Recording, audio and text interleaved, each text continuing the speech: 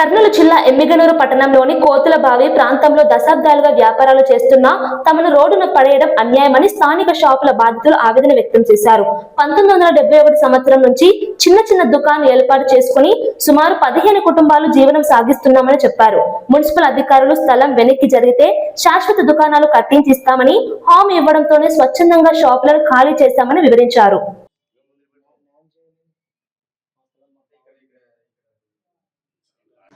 మేము కోతులబావి దగ్గర ప్లేస్లో ఇన్ని కుటుంబాలు జీవిస్తున్నామన్నా. గత 60-70 సంవత్సరాల నుంచి మేము జీవిస్తున్నాము. ఇప్పటి వరకు ఏ పార్టీ వాళ్ళు కూడా వైఎస్ఆర్ పార్టీలు కానీ, కాంగ్రెస్ పార్టీలు కానీ, టీడీపీ పార్టీలు కానీ ఎవరిని కూడా మమ్మల్ని ఇంతవరకు టచ్ చేసింది లేదు. అక్కడి నుంచి ఖాళీ చేయాలని చెప్పింది లేదు. ఇప్పుడు ఎమ్మెల్యే జయనాశ్రెడ్డి గారు గతంలో వాళ్ళ తండ్రి గారు ఇచ్చిన హామీ ఎప్పటికైనా మీకు మేము పర్మనెంట్గా పట్టాలు ఇస్తానని భీమమోహన్ రెడ్డి గారు చెప్పినారు.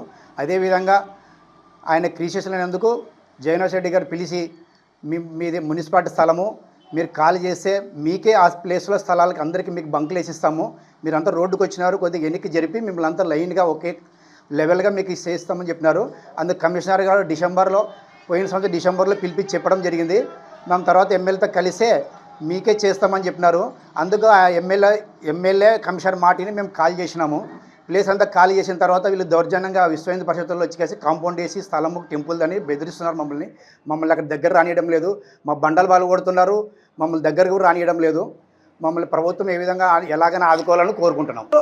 కమిషనర్ సార్ చెప్పిన దానికోసం ఆయన విలువ ఇస్తాం సార్, మేము విలువ ఇచ్చి 10 అడుగులు వెనుక పోవాలని చెప్పిన దానికోసం మేము తీసినాం సార్. మేము ఇప్పుడు ఎవరో వచ్చి కాదు అది తీసిన దానికోసమే మాది అని పట్టి మాకు కులాల మతాలు అడ్డం పెడుతుంటారు సార్. ముస్లిమ్స్లు బతుకుతుంటారు అక్కడ ఎక్కువ, హిందువులు తక్కువ బతుకుతుంటారు సార్. అట్లాంటి వాళ్ళు అంతా మనుషులంతా ఒకటే సార్. ఎవరికైనా మేము దేవుడే కదా సార్ అని నేను ప్రార్థిస్తున్నాను. దయచేసి మాకు న్యాయం చేయండి సార్. తెలుగు కమిషనర్ సార్ న్యాయం చేయండి సార్. ఇప్పుడు నిన్న మరి తీసిపారుస్తున్నారు సార్, మాకు న్యాయం చేయండి సార్. దయచేసి న్యాయం రోడ్న పడ్డాం సార్. మా భార్య తీరిపోయింది సార్, కొంచెం చేయండి సార్. మా పిల్లలు ఉన్నారు, ఆడపిల్లలు ఉన్నారు సార్. దయచేసి మీకు నమస్కారం చెప్తాను సార్. కమిషనర్ సారు కోతులబావి దగ్గర ఉన్న షాపుల్ని ఒక 6 అడుగులు వెనక్కి జరగండి, మేము షాపులు వేసిస్తామన్నందుకు మేము అంత ఖాళీ చేసినాం సార్. రోడ్న పడ్డాం సార్. ఈరోజు 15 కుటుంబాలు రోడ్న పడ్డాయి సార్. మాకు ముస్లిమ్స్ హిందువులు అని భేదాలు లేకుండా బతుకుతున్నాం సార్. మేము ఇన్ని సంవత్సరాలుగా మాకు ముస్లిమ్స్ ఉన్నారు అక్కడ అని కూడా మేము అనుకోలేదు. మేము అందరూ ఒక తల్లి పిల్లలాగానే బతికినాం, జీవనం సాగిస్తూనే ఉన్నాం సార్.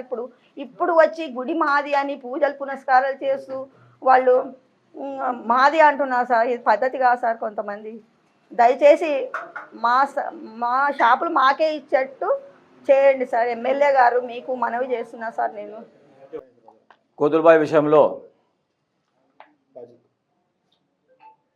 విషయంలో రకరకాలుగా దీన్ని ఏదేదో చేయాలనే ఆలోచనతో అందరూ ఏదేదో చేస్తున్నారు. ఆ విషయంలో బాధ్యతలంతా వాళ్ళ ఆవేదన ఇంతకుముందు వినిపించారు. ఎందుకంటే ఎమ్మెల్యే గారు మున్సిపాలిటీ వాళ్ళు వీళ్ళ మీద దౌర్జన్యం పోతే మేము అధికార పార్టీలో ఉండి కూడా వీళ్ళని మేము ముందు నుండి వీళ్ళని సాయం చేయాలనే ఆలోచనతో ఎమ్మెల్యే గారి దృష్టికి తీసుకుని పోయి ఎమ్మెల్యే గారు ఇటు జరిగింది. రాబోయే రోజుల్లో కూడా వీళ్ళకి రాబోయే ఇబ్బంది ఉంటుంది, వీళ్ళకి పర్మిట్ చేస్తే బాగుంటుందనే ఆలోచనతో వీళ్ళు టెంపరీగా ఇన్ని రోజులు ఉన్నారు. వీళ్ళకి గీతలు ఏదైనా ఉంటే మీ సమక్షంలోనే జరిగితే బాగుంటుందనే ఆలోచనతో వీళ్ళని తీసుకుని పోయి ఎమ్మెల్యే గారి దగ్గర మాట్లాడడం జరిగింది. ఆ విషయం నారు. అందుకోసమే బాధ్యతల్ని ముందు పెట్టుకొని కూడా ఈ విషయం చెప్తున్నా నేను.